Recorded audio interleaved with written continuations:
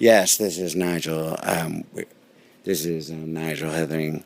Yes, this is Nigel Hertfordshire here for the British News Network reporting regarding the story of the decade, perhaps the story of the week, story of the month, perhaps even the story of the year. It is the American cultural phenomenon known as the graduation party. It's a group of young people, 19 in all, 20 if you count the one survivor, the lone survivor.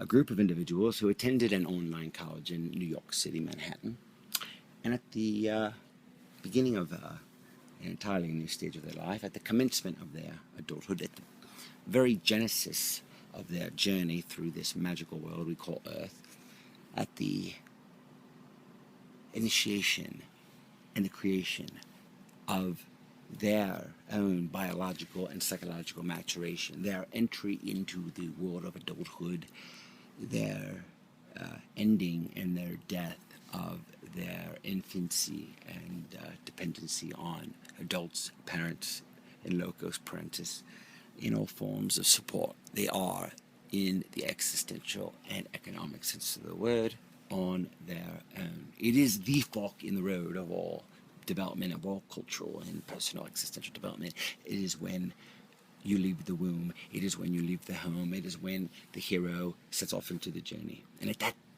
flashpoint, at that commencement, that is the cruelest time for a person to be robbed of their future, because it is at that axis between the past and the future, between the young and the old, between the immature and the adult, between the babe and the parent, at that dichotomy where the singularity unifies, is at the graduation night of a college graduate.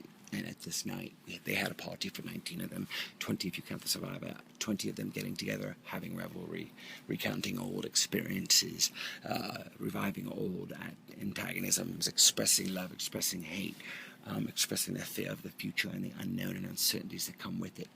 And together, they are an imperfect group, flawed, of course, but they do represent a sort of perfection of this generation. And in the midst of their fears and what they share and their challenges to each other and the twists and turns of their own lives and in the drama and scripts that is their everyday existence, so much even happens at this party. It is all videotaped by persons unknown for reasons unknown.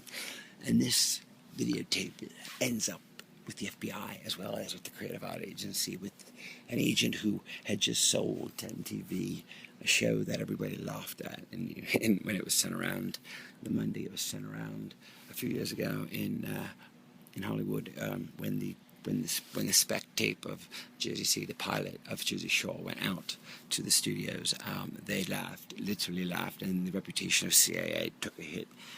Bobby Lee, the young agent, not very young, but certainly he had not had much success to that point. Well, that was his pet project, and everyone thought it reflected his southern perspective of, which was, they thought, an error, that the common man, that the ordinary individual was something that television needed at this point in the nonfiction genre development of reality television, and no one would take a chance on him except for someone at MTV, and we know what happened with Jersey Shore. That was followed by Buck Wild, but before that, and in the midst of it, was the negotiation by him for the rights to be sold to Comcast, NBC Universal, the rights to the graduation party. Now, these rights were owned by an entity formed by the families of the dead ones.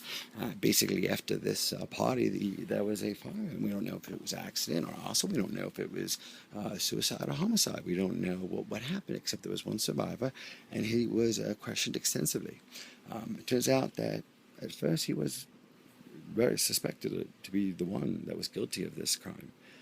But soon it was revealed that he probably was not the one. He was just a victim of his own broken heart. He went on to be successful. Anyway, the point is that they began to try to figure out what happened, because one of the girls was the daughter of a U.S. senator. Anyway, the British News Network is here to report that it seems as though a stunning piece of new evidence has been introduced. Yes, it seems today we have gotten preliminary reports that a piece of footage, along with a letter from one of the individuals supposedly who had died at the party, one of the girls named Stacy has sent this material, and it is an excerpt clip we are going to show right now, and it's going to reveal to you what we believe is very incriminating evidence about the authenticity of the entire graduation party, documentary cinema verite representation and verification by the filmmakers who claim to be documentary filmmakers. Anyway, here's the clip. Now, this clip reveals that these are not necessarily graduates of Chomsky University. They seem to be actors. This is a bombshell of unmitigated proportions, and right now we are going to try to get word from both CAA and Comcast Universal regarding this. Obviously, there's going to be a slew of lawsuits. There's going to be criminal charges. This is fraud of the deepest level.